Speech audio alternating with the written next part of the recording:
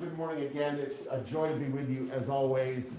Welcome to our guests who are here for the first time. We hope that you feel welcomed and that you know that you belong here, that this is family. The first time I came here a couple of years ago, one of the members of the community just said, "Hey, would you come and speak to our little gathering?" And the moment I walked through the door, it was like a family reunion. It was like people who I wanted to be around, and it was it's been a joy for me ever since. I'm going to begin with a question. You can think about it, but I would like some responses. If you ran the world, answer this question or finish this statement.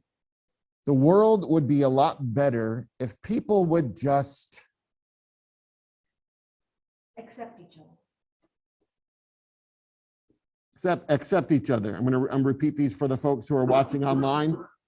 Realize we all have the same common goals. All right, realize our common goals. Sorry, I'm not a fast writer. Yes. Cooperate. And not use pink Post-its. Not use pink Post-its. Excellent. We're changing the world here. Love each other. The world would be a lot better if people would just. Any more? Be kind.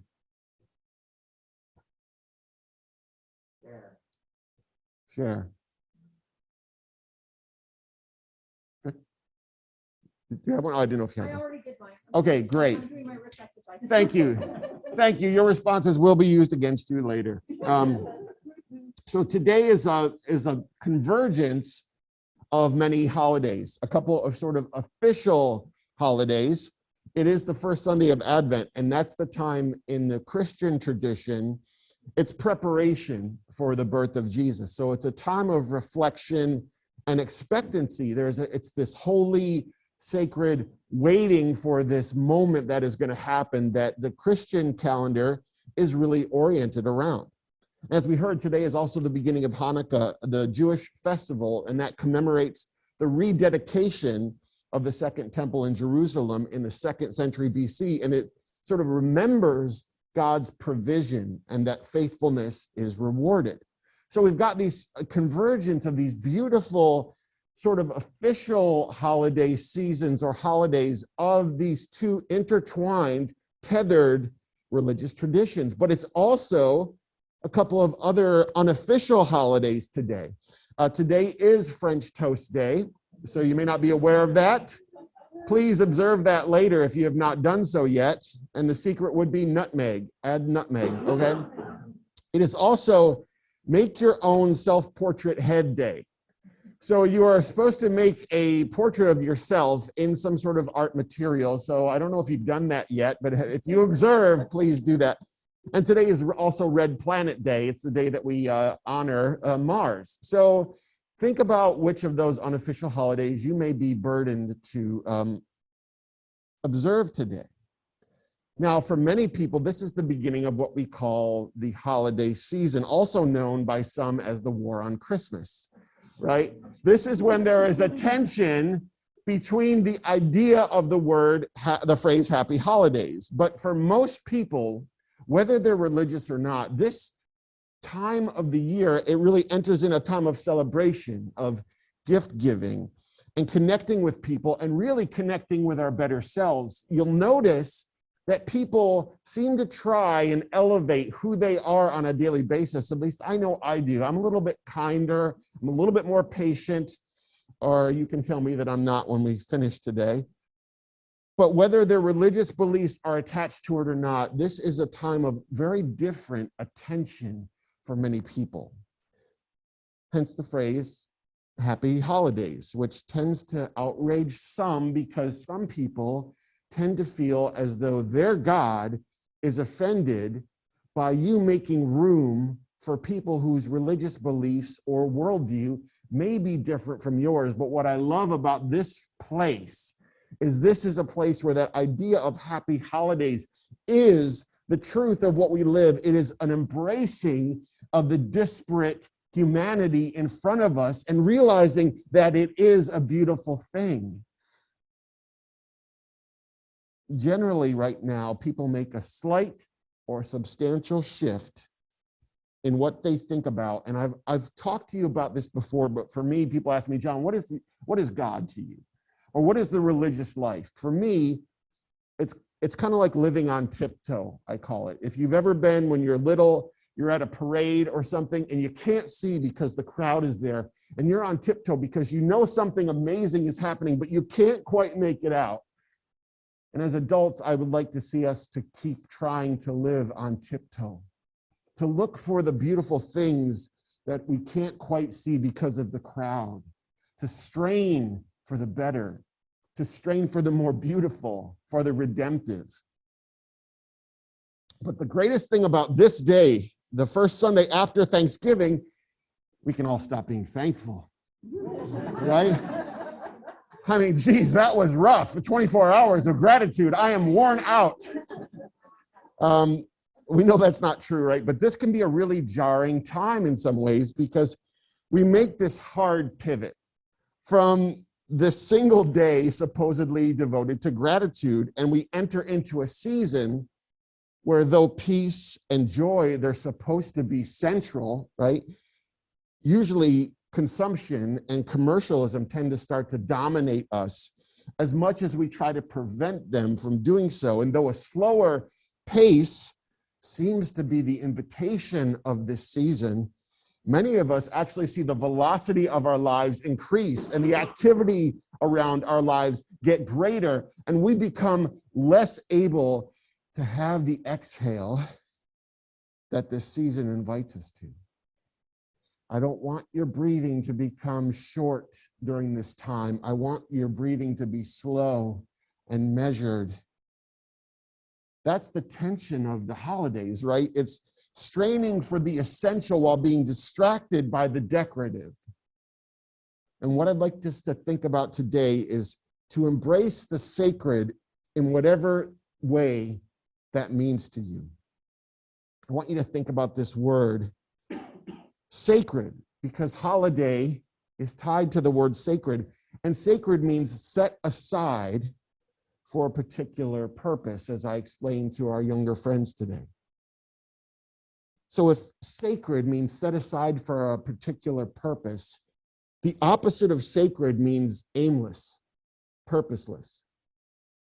And I bet many people in this room, we spend large amounts of our time living aimlessly, purposelessly.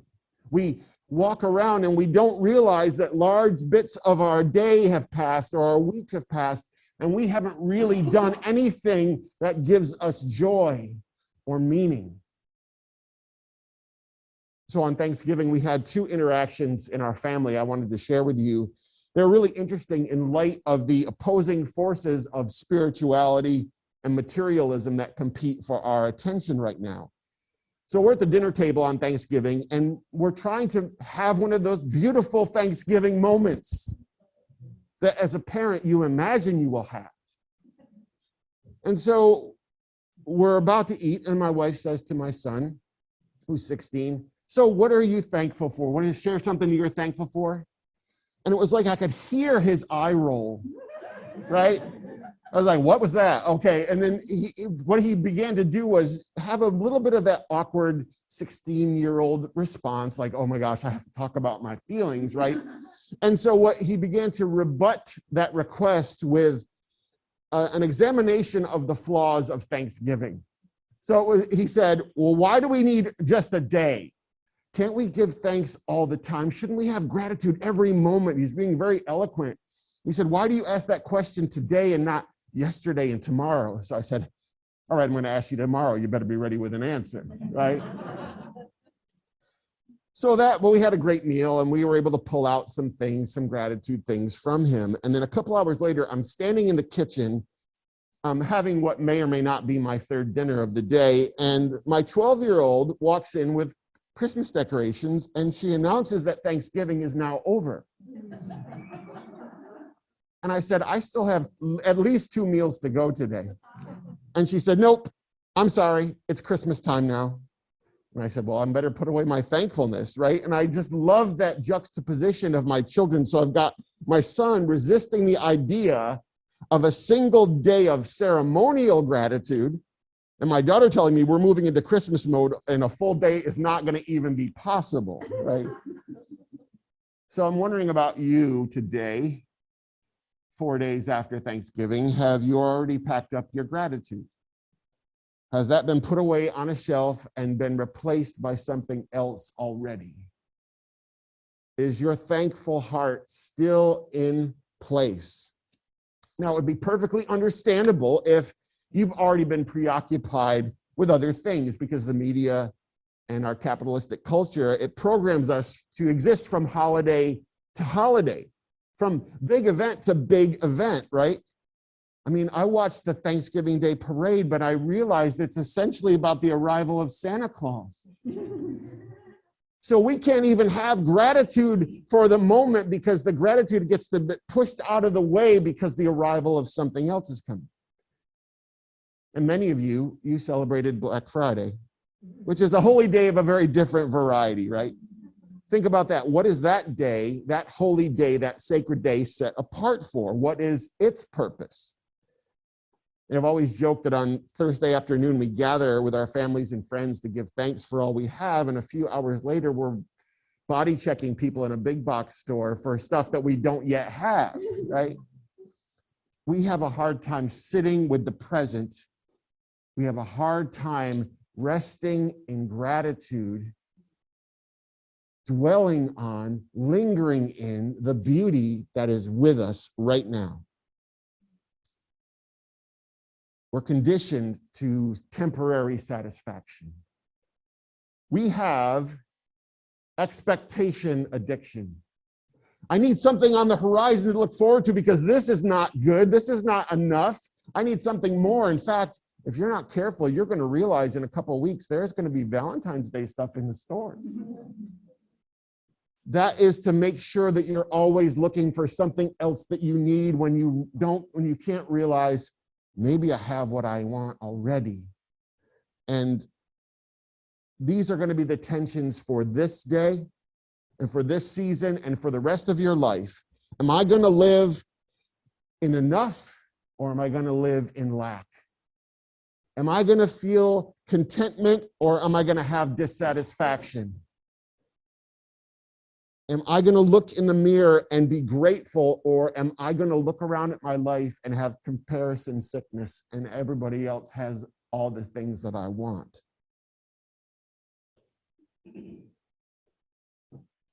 Question I have for you today is, where are you living in a place of perceived lack or want or dissatisfaction that is ruining the experience of this moment? Where is not yet or not enough or one day soon or yet to come? Where is that robbing you of what is?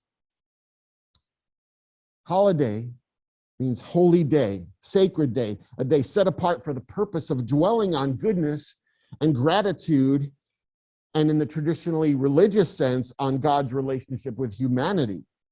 So a holiday is essentially an intentional awareness of spiritual things, a changing of our regular priorities.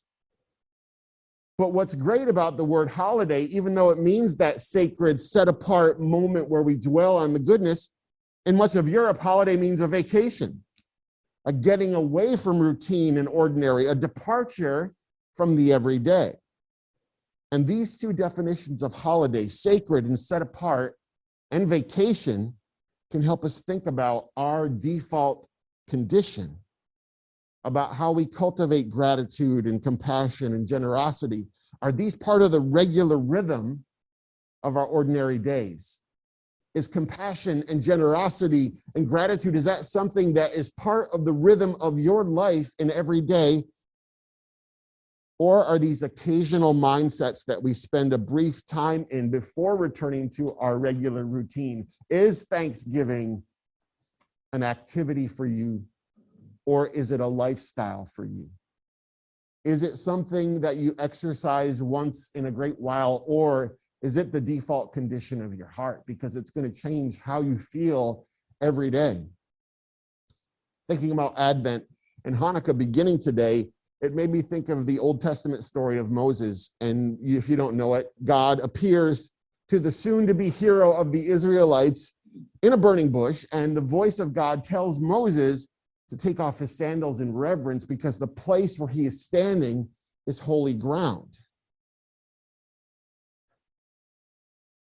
He is told that the piece of earth that he is on at that moment is holy, it's sacred, set apart, that day and that moment is a holy day. But as we move through this season, but especially beyond it, the key is in remembering that wherever we are standing, it's always holy ground. That our present is always a place and time in which to be aware of the deeper things, to be aware of the opportunity in the deeper things. And friends, it's not about the ground. It's not about the holiness of the ground. It's about we who stand on it. When we dwell on what we are set apart for, what our purpose here is, what kind of sanctified we want to be, then we'll be pulled from the senseless into the sacred. Then we will not be distracted by the decorative, but we will find the essential. The world right now needs people who can dwell on the essential and discard the decorative. You know, the most difficult time for charities and nonprofits to find volunteers is in January, when most people's seasonal compassion subsides. But what if our empathy was not an event? What if it wasn't a date on the calendar? What if empathy was our calendar?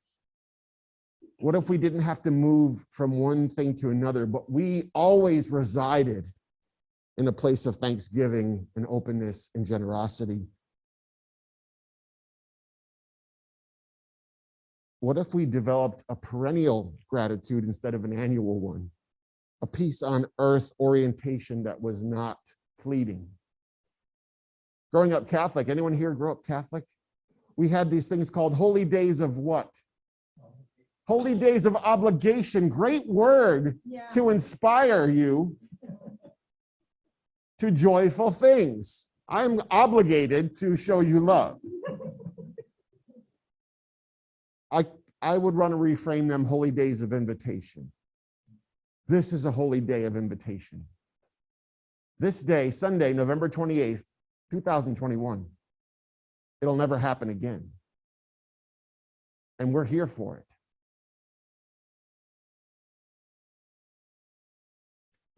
You said to me, the world will be a lot better if people would just accept each other. Realize our common goals, cooperate, listen to each other, love each other, be kind, share. Maybe those are our unofficial holidays this week. Today is Accept Each Other Day.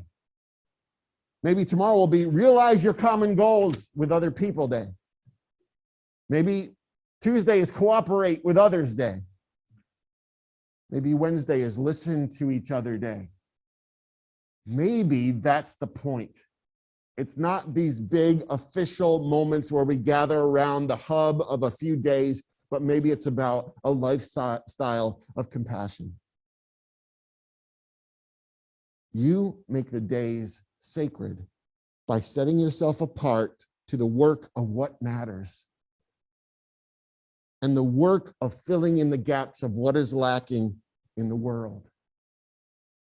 Whatever you feel the world needs, that is your invitation to be set apart and sacred for the purpose of giving that to the world. In the small, in the close, in the places you find yourself, in the lives that you have a front row seat to, you are designed to do something that no one else can do because you are present there.